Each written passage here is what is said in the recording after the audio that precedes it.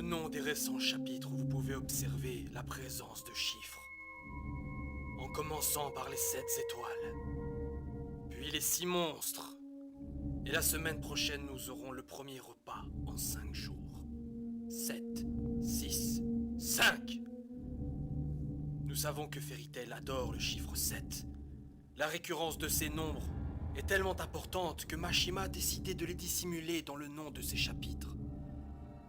Pour quel but? Que va-t-il se passer? Qui va apparaître?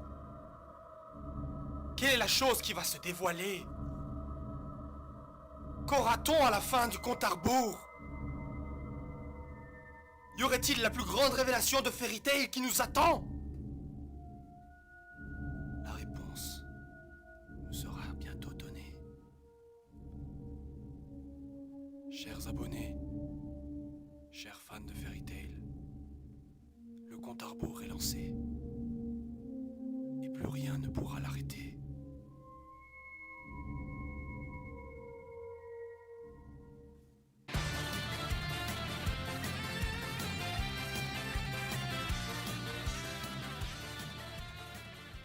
Yo tout le monde, aujourd'hui nous allons donc parler de Fairy Tail, le chapitre. J'avais prévu de faire une live reaction comme d'habitude. Le problème c'est que vous m'avez envoyé encore une fois, et c'est déjà arrivé avec One Piece, mais vous m'avez envoyé les images donc du chapitre pour me prévenir de la sortie en me disant hey, regarde les spoils, c'est marrant, tu devrais faire une live reaction du chapitre. Et à ces gens-là je dis mais vous êtes cons quoi? Comment voulez-vous que je fasse une live reaction sur Fairy Tail si vous m'envoyez toutes les surprises du chapitre, bande d'abrutis. Je dis donc bande d'abrutis à ceux qui m'envoient donc ces trucs là, désolé, mais il fallait que je le dise parce que vous êtes quand même des centaines à le faire en privé sur Twitter et sur Facebook. Voilà, ne vous inquiétez pas, je sais quand les chapitres sortent, pas la peine de vouloir me mettre au courant et au parfum. J'arrive à me mettre au courant, sinon je serais, sinon j'arriverais pas à tenir cette chaîne et ce serait compliqué pour moi. Donc malheureusement, par souci d'honnêteté, je ne peux évidemment pas lire un chapitre en faisant « Oh, ah, waouh !» et d'un côté voir les trucs que j'ai déjà vus, enfin que vous m'avez montré surtout, et faire waouh, j'étais pas au courant !» Voilà, donc ce n'est pas vraiment un coup de gueule, parce que même si ça en a l'air, mais je tenais quand même à vous le dire, comme ça vous permet évidemment déjà de pas vous casser la tête à chercher à m'envoyer tout ça. Je suis au courant quand un chapitre sort, et n'essayez pas de m'envoyer des spoils, ça sert à rien du tout. Moi, je m'en fous en soi, parce que ça me fait, en fait, en soi, ça me fait un peu gagner du temps, parce que comme ça, j'ai pas enregistré ma live reaction, parce que je l'enregistre toujours quand je commence une vidéo, et c'est moi qui décide après de l'employer ou pas. C'est-à-dire en gros si je juge que la vidéo est assez bonne, je la garde. Si je vois pas trop d'intérêt, en soi ce que je fais c'est que je refais une vidéo beaucoup plus courte, allez on va dire plus courte là où les live reactions durent 30 minutes, parfois 25 minutes et plus, alors que les vidéos normales durent sont plus courtes et me permettent justement parfois de réfléchir un peu plus à certaines choses. Quoi qu'il en soit, donc ça c'est un élément à part. Donc dans ce chapitre donc de Fairy Tail, nous avons plusieurs petits points donc concernant déjà la conclusion de la bataille donc pour le port, là où on avait donc le combat contre les 3 Spriggan, donc Dimaria, Wall et aussi Nine Hearts. Les 3 donc compères que j'appellerais, enfin non il n'y a pas que eux en soi, tous les Spriggan sont des grosses gueules en soi. Bon pas Wall, c'est vrai que Wall il a pas non plus, il s'est pas trop ramené, il a pas trop fait le vantard en soi. Il était sûr de lui mais pas comme l'était Dimaria ou même Nine Hearts en soi. Non lui c'était encore assez modéré, même Agile putain, Agile lui c'était un putain de vantard, mais soit. Ouais parce que je rappelle que cet enculé a quand même dit qu'il était au même niveau que... enfin il a quand même rabaissé, s'est foutu de la gueule de God Serena, et je pense que entre les couilles de God Serena et les couilles de Agile, on peut voir qui a légèrement les balls les plus impressionnantes. Voilà, excusez-moi. Donc, Grey et compagnie, donc toute la guilde, enfin tous les gens qui ont participé donc au combat sont réunis et sont donc évidemment en train de se soigner, même Laxus tranquille, il se remet donc du combat. Et c'était assez compliqué donc pour lui de devoir justement de combattre déjà Wall et ensuite enchaîner avec Hades, mais il a réussi à le faire et il est survécu. Erza elle-même blessée à mort à plusieurs reprises, et elle avait enchaîné le combat avec Agile. Là, normal, elle se relève encore, bon c'est vrai qu'elle est blessée, et j'espère vraiment que cette fois, elle va rester couchée comme une putain de danseuse orientale. Parce que là, je veux dire, à chaque fois Erza, elle est blessée à mort même, je veux dire, dans le combat contre les dragons, il n'y avait pas le temps de la laisser se reposer, la meuf elle se relève et le combat de nouveau. Bon, en soi, c'est vrai qu'elle a failli se faire tuer et que Jelal l'a sauvée, qui était en soi bien. Mais là quand même c'était assez exagéré puisqu'elle a quand même enchaîné un combat pendant un moment contre 3 anciens ennemis, enfin donc contre Nineheart et les 3 zombies, les morts vivants ou les morts morts, enfin bon peu importe comment c'est, les projections, je sais pas ce que c'est exactement, mais qui ont été ramenés à la vie si je puis dire, bon je sais pas d'ailleurs comment on appelle ces trucs là, est-ce que c'est des morts vivants, des zombies, des projections, enfin on s'en fout, mais en tout cas elle a quand même enchaîné des combats, et ça c'est quand même assez chiant quoi, parce que Erza l'invincible, et en plus de ça putain t'as sa mère qui maintenant est décrite comme la plus puissante femme Spriggan, je veux dire waouh. Erza après on va découvrir que c'est la fille d'Acnologia tant qu'on y est, putain il faut pas exagérer là. Bon donc après on a cette petite scène marrante évidemment, si vous avez un petit papier avec écrit dessus tous les fétiches que vous avez dans les mangas, genre les trucs lesbiennes, les lolis, les trucs, les fétichistes des pieds, les femmes en collant, les plans, les panty shots, j'appelle ça comme ça, donc les plans séquences sur les culottes des personnages, les phases un peu yaoi, vous avez des mecs et des mecs, voilà, vous prenez un papier, vous mettez une croix, dès que vous voyez, vous mettez une croix donc sur la case, dès que vous voyez ce genre de truc dans le manga, là je pense qu'on a tous pu faire cette putain de croix sur bisous entre meufs, dans les phases Yuri, parce que dans ce chapitre nous avons donc Kagura qui embrasse Erza tout simplement, pour lui demander pardon d'avoir embrassé Jelal, pour lui faire du bouche à bouche en soi, c'était pour le sauver qu'elle a fait ça, mais pour se faire pardonner, elle embrasse Erza. Fuck the logic. Parce qu'évidemment, quand t'embrasses, t'imagines ça dans la réalité. T'es une meuf, t'as une copine, ta copine embrasse ton mec, et pour dire putain j'ai embrassé ton mec, je suis désolé, je t'embrasse toi, voilà c'est bon on est pardonné. Mais t'imagines le délire, t'imagines maintenant avec un mec.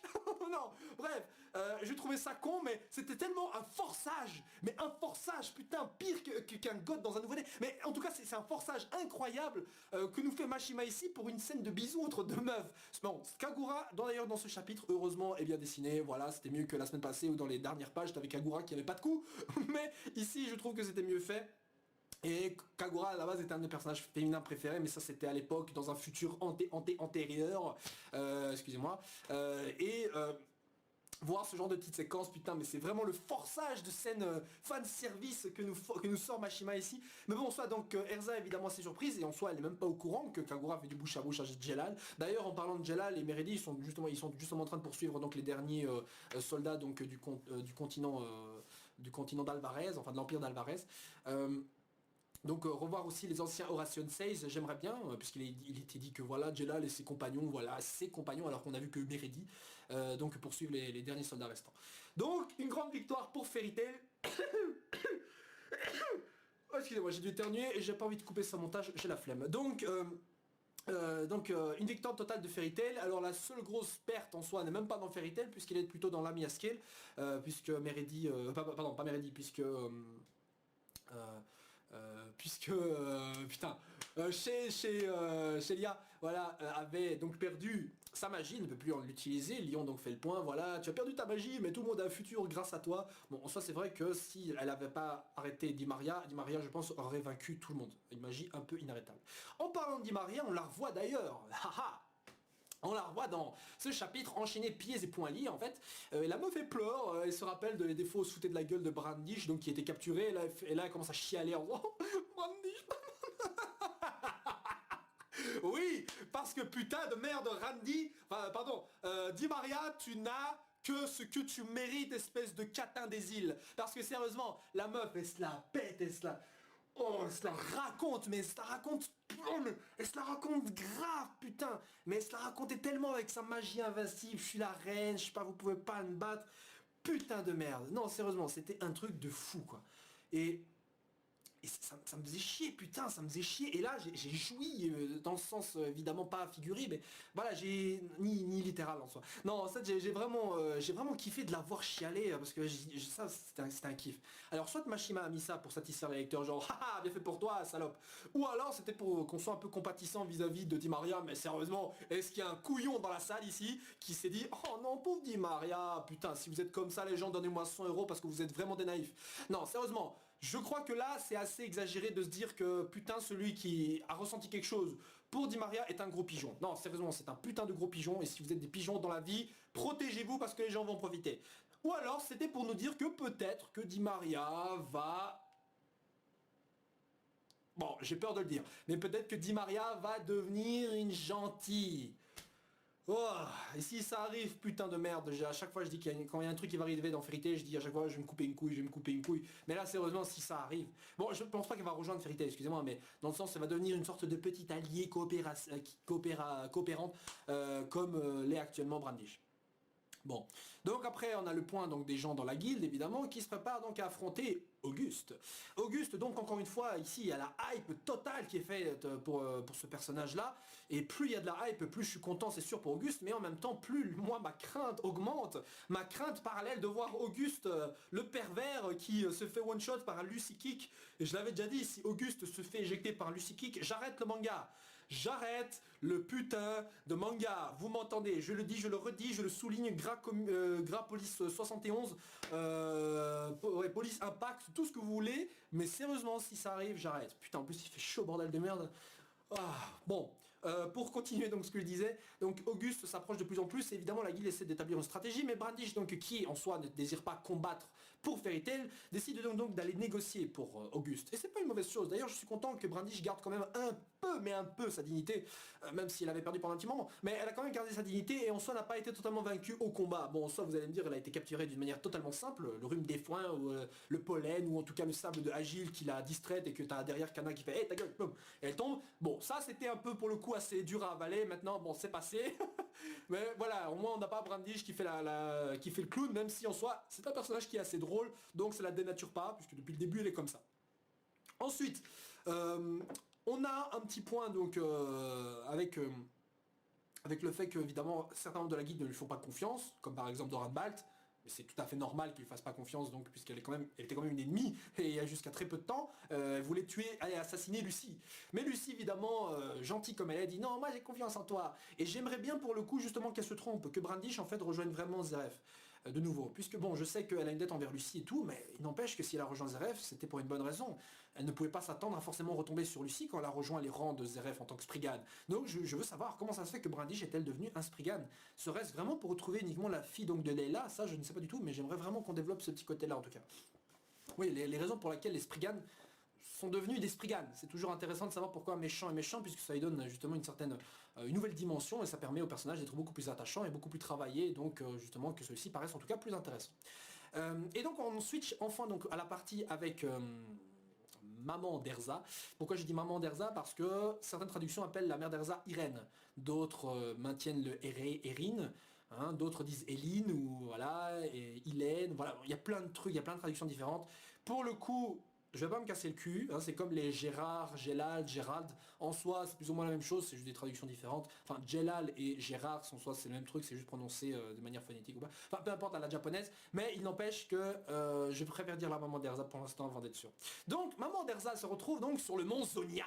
Et ça, c'est un point intéressant. Rappelez-vous, le mont Zonia, c'est là où Gildarts avait foiré sa mission de 100 ans et où il a perdu donc ses organes et son bras face à Acnologia, en disant donc c'est à cause d'Acnologia qu'il a foiré sa mission. Mais en tout cas, c'était sur le saint mont Zonia qu'il l'a trouvé. Et pourquoi je dis ça? On va y revenir. Donc on trouve donc la maman d'Erza accompagnée donc de deux meufs qui bossent pour elle, on va dire, hein, donc deux acolytes qui l'accompagne, et en même temps raconte un peu l'histoire de l'endroit, comme quoi il y avait des anges blancs et noirs, ou un seul ange blanc et noir, je sais pas trop, je sais plus trop pour le coup ce que c'était, qui s'affrontaient, ouais je pense que c'était deux anges, qui s'affrontaient, un blanc et noir, donc qui s'affrontaient donc sur ce mont, pour un homme. On ne sait pas trop qui était cet homme ni qui étaient ces anges, mais en tout cas l'ange blanc a gagné et depuis en fait la neige tombe de manière perpétuelle sur le mont. Et c'est une belle histoire, plutôt pas mal, et je me suis dit justement par rapport à Acnologia, et si cet homme était Acnologia, et si Acnologia traînait sur ce mont, parce que justement avant deux femmes se battaient pour lui, et si une des femmes était l'ancêtre de Lucie, hein, waouh. Bon évidemment je commence à délirer un peu, mais vous comprenez l'idée. Donc pour dire que évidemment l'ancêtre de Lucie, vous savez, Anna je crois que ça s'appelait comme ça, c'est la première grande constellationniste qui a ouvert le portail pour les dragons, etc. Vous savez, celle qui avait des boobs de la taille de pastèque. Et donc je me dis peut-être que justement un des anges était cette femme, l'autre qui était-elle? La mère de Zeref? Ouais non je déconne, c'est pas possible. Mais non sérieusement, donc deux femmes donc, qui s'affrontaient peut-être pour Acnologia quand il était encore un humain, et peut-être que c'est pour ça que le mec retourne là, pour un côté nostalgique, j'en sais rien. Peut-être que voilà, le Acnologia et Anna, donc l'ancêtre de Lucie, étaient des amants. Là on tient un début de théorie qui a quand même été déjà exploité sur le net je pense. Voilà c'est une idée que je vous lance, je pense que ça en fera certainement bander certains. Mais il n'empêche donc que c'est quand même quelque chose que je voulais quand même vous dire parce qu'on sait jamais. Donc après on a évidemment le point sur Stingrog, donc ces deux petits loups qui se sont fait quand même légèrement marrer leur race. par les Spriggan qui étaient déjà présents, puisqu'on devine, enfin puisqu'on a compris qu'il y avait en tout cas un troisième et dernier Spriggan, le 12e donc qu'on n'avait pas vu. Et là je dis un gros fuck à tous les gens en commentaire qui me disaient ouais Gonzaro tu sais pas compter, on a déjà vu tous les Spriggan en me citant Bradman, Bloodman, Wall et Badman. Parce qu'on soit Bradman et Bloodman, putain c'est la même personne, c'est juste des traductions foireuses qui ont sorti Bloodman, mais non le mec s'appelle bien Bradman, il n'y a pas de Bloodman, c'est Bradman. Et ensuite Wall et Badman c'est le même Spriggan, ils ne sont pas comptés en double, c'est le même. Donc il y avait donc oui effectivement un dernier Spriggan qu'on n'avait pas vu qui est ici appelé comment je sais plus d'ailleurs je regarde vite fait, il s'appelle Rockale ou Rackale ou je sais pas quoi, ouais Rackade, voilà Rackade. Oui parce que j'avais mis une petite note ici. Donc Rackade donc qui est le dernier Spriggan qu'on n'a pas vu, on ne sait pas qui c'est, donc du coup voilà fuck les gens, c'est vous qui savez pas lire. Non je déconne excusez-moi. Donc un Spriggan qu'on ne connaît pas encore, on ne sait pas quel mois représente-t-il, mais en tout cas là je voulais en venir, donc c'est que la maman d'Erza a réussi à supprimer toute la neige qu'il y avait donc sur le mont Zonia, et à transformer, je sais pas si elle a réussi à transformer ça, en soi c'est pas possible puisque la neige recouvrait donc cette terre, et en soi il n'y avait pas de plantes j'imagine en dessous, enfin qui sait aller. Mais en tout cas la neige donc disparaît, et il y a juste un champ de fleurs incroyable donc qui apparaît, donc un joli champ. Je ne sais pas si c'était enseveli sous la neige ou c'est elle qui l'a fait apparaître, mais quoi qu'il en soit, donc si justement la mère d'Erza était appelée le désespoir écarlate ou le désespoir voilà, de Scarlet Despair, et là où Auguste était vu comme une calamité, et bien évidemment il était important de mettre une scène qui mette un peu en avant les pouvoirs de la maman d'Erza. Alors quelle magie pouvait-elle maîtriser? C'est ce que je me suis demandé la semaine passée, enfin pardon il y a 2 semaines plutôt. Et là peut-être on pourrait se dire qu'il est possible que la maman d'Erza maîtrise des magies occultes, enfin une magie qui permet de contrôler les puissances occultes liées au climat, ou un truc dans le genre. Voilà, peut-être faire disparaître la neige, genre elle contrôle le vent, enfin les trucs météo genre comme Tornade dans X-Men, mais à un niveau bien supérieur. Ce qui est possible. Hein, c'est pour ça qu'elle est appelée le désespoir. Enfin, non, en fait, j'en sais rien du tout, parce que ça correspondrait plus à la calamité en soi. Non, franchement, je sais pas du tout. Erza maîtrise les armes, enfin, elle peut maîtriser les épées, les armures et tout, et sa mère maîtrise la météo. Pourquoi pas? Allez, voilà. Je sais pas, bon, je me demande ce que ça peut être, j'ai pas vraiment de véritable indice. En tout cas, la maman d'Erza, j'aime bien son design. Pour le coup, elle ressemble vraiment à une sorte de sorcière, et ça, c'est cool. Et c'est assez marrant d'ailleurs, sachant que Erza est la reine des fées. Ici, sa mère est considérée comme la femme la plus puissante donc des Spriggan, et donc en quelque sorte la mage, la femme la plus puissante de l'Empire d'Alvarez, et en quelque sorte la reine des elfes, puisque Spriggan signifie elfe, je crois. C'est des elfes en fait. Spriggan, c'est un nom qu'on donne donc à certains elfes. Les elfes contre les fées, c'est le même genre d'univers, tu vois, les elfes contre les fées, c'est le même genre de truc.